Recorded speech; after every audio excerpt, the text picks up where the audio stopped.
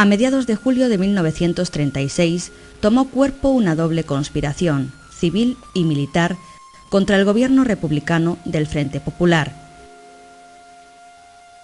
La primera respondía al deseo de reponer en el trono a Alfonso XIII o bien al eterno candidato carlista, Alfonso Carlos de Borbón. La segunda perseguía el propósito de restaurar un orden social que se estimaba deteriorado. Muy pronto, el elemento militar, con Mola como director, se situó al frente de la conspiración. En ella estaban también generales como Sanjurjo, que moriría más tarde, Franco, Yagüe, Fanjul, Orgaz o Varela. Después se sumaron otros como Queipo de Llano, López Ochoa o Cabanellas. El día 14 de julio, Mola había impartido la última orden para el golpe, que debería iniciarse 3 días después. Para el éxito del mismo fue fundamental el papel jugado por un avión, el Dragón Rapid, alquilado por elementos monárquicos. El aparato, un de Havilland DH-89, salió el día 11 de julio de Croydon, Inglaterra, y tras varias escalas llegó a Tenerife en secreto 3 días más tarde. Según lo planeado por Mola, la misión del Dragón Rapid era trasladar en secreto a Franco, capitán general de Canarias, al Protectorado Español de Marruecos, donde se pondría al frente del ejército una vez comenzado el golpe. Este se inició el 17 de julio, cuando las tropas africanas de Marruecos se sublevaron. Extendida por la península, la rebelión triunfa en ciudades como Sevilla, Cádiz, Córdoba, Cáceres, Pamplona, Burgos, Valladolid o Zaragoza. Fracasa, sin embargo, en Madrid, Barcelona, Valencia y Bilbao. En la madrugada del 18, el general Franco se pronunciaba contra el gobierno de la República en Canarias, y a lo largo de ese día se fueron sumando otras guarniciones comprometidas. A las 14:33 horas del 18 de julio, Franco partió en el Dragón Rapid con destino a Marruecos. Tras hacer escala en Agadir y Casablanca, el 19 de julio llega a Tetuán. Puesto al frente del ejército de África, el 5 de agosto de 1936, pasa a la península con un fuerte contingente militar. La República de Abril, y con ella la España posible que alentaban los reformadores republicanos, había desaparecido en los cálidos días del verano de 1936.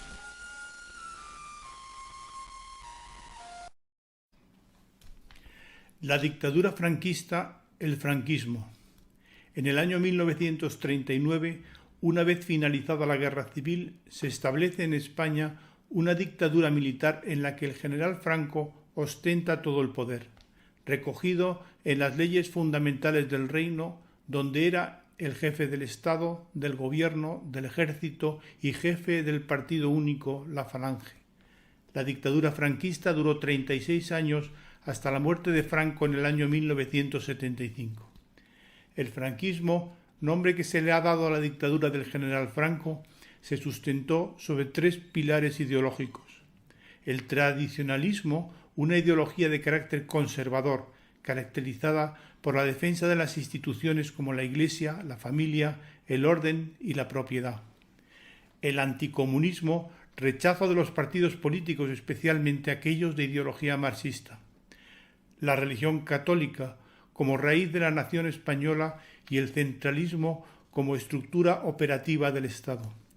En los primeros años del franquismo, todos estos valores ideológicos fueron impuestos por la Falange Española, también denominado Movimiento Nacional, que era el partido político único y oficial. La Falange fue fundado por José Antonio Primo de Rivera en el año 1933. En 1939 se constituyó en el brazo político del régimen franquista. No obstante, a partir de 1945 fue perdiendo influencia política frente a otros grupos de poder como los militares, los tradicionalistas o los tecnócratas. Por lo que se refiere a las relaciones exteriores, la dictadura franquista fue adaptándose a la evolución de la situación internacional. Durante la Segunda Guerra Mundial, si bien España se declaró neutral, se alineó con las potencias del eje, Alemania e Italia, que habían ayudado de forma significativa al triunfo del bando nacional en la guerra civil. El régimen franquista envió al frente ruso a la División Azul, compuesta por cerca de 50.000 soldados que apoyaron al ejército alemán. Una vez finalizada la Segunda Guerra Mundial, la dictadura franquista fue sometida a un duro aislamiento internacional por parte de los países vencedores. España no se benefició del Plan Marshall promovido por Estados Unidos para financiar la reconstrucción de Europa. Tampoco fue admitida en la ONU, creada en 1945. A partir de 1950, el régimen franquista empieza a ser reconocido en el exterior. Se firmó el pacto militar con Estados Unidos, por el que se establecen 4 bases militares en España, así como el concordato con el Vaticano. En 1955, con el ingreso de España en la ONU como miembro de pleno derecho y la visita a España del general Eisenhower, presidente de los Estados Unidos, finaliza el aislamiento internacional de la dictadura franquista. Los 35 años de la dictadura franquista pueden dividirse en 3 etapas: la posguerra, el desarrollo económico y la crisis y final del franquismo.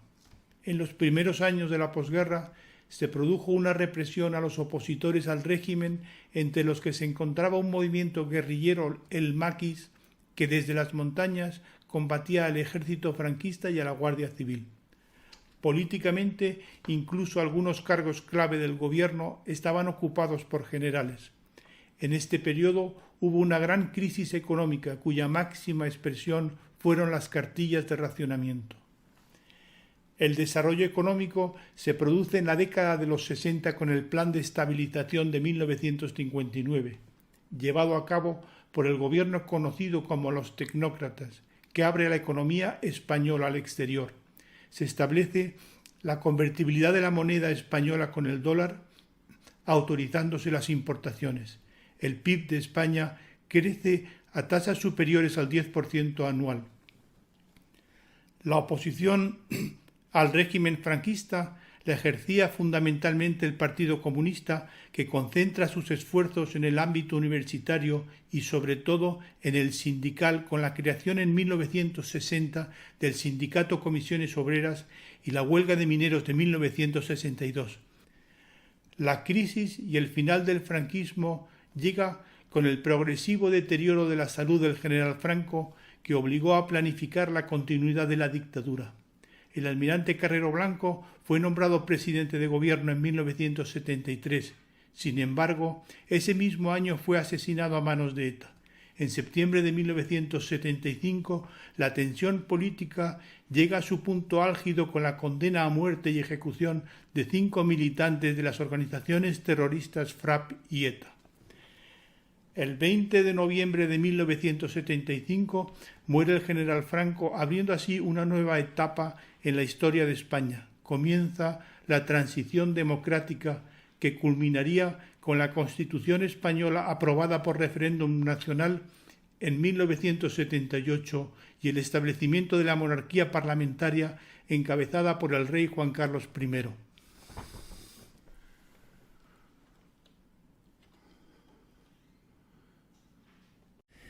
España desconoce lo que fue la dictadura de Franco. Sus herederos y cómplices impusieron por ley el olvido de asesinatos, torturas, robos de bebés y represión ultracatólica, y este país ha terminado por creer que el franquismo tampoco era para tanto. Pero hay un silencio que grita desde las cunetas: más de 100.000 asesinados por la dictadura. No se trata de reabrir heridas, se trata de abrir agujeros para que las familias puedan enterrar a los suyos, que esto lo entiende cualquiera. Somos, después de Camboya, el país del mundo con más fosas comunes, un país que no permite juzgar a los torturadores ni dar justicia a sus víctimas, que tienen que irse a Argentina a pedirla. En otros países se avergüenzan y juzgan a los genocidas y aquí les aplauden y se les amnistía. Ahora una película rompe esa impunidad, el silencio de otros. Tenéis que ir a ver este documental que desentierra la verdad sobre violaciones, desapariciones, humillaciones, fusilamientos masivos. Vamos, lo que no nos han contado. Una víctima no olvida y un país no puede olvidarla. Un Estado no puede perdonar los crímenes del franquismo.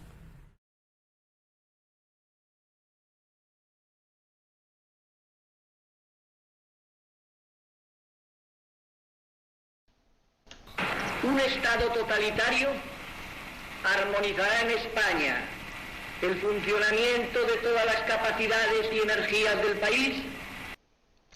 El franquismo es el régimen político que gobernó España desde el final de la Guerra Civil hasta la muerte del dictador Francisco Franco.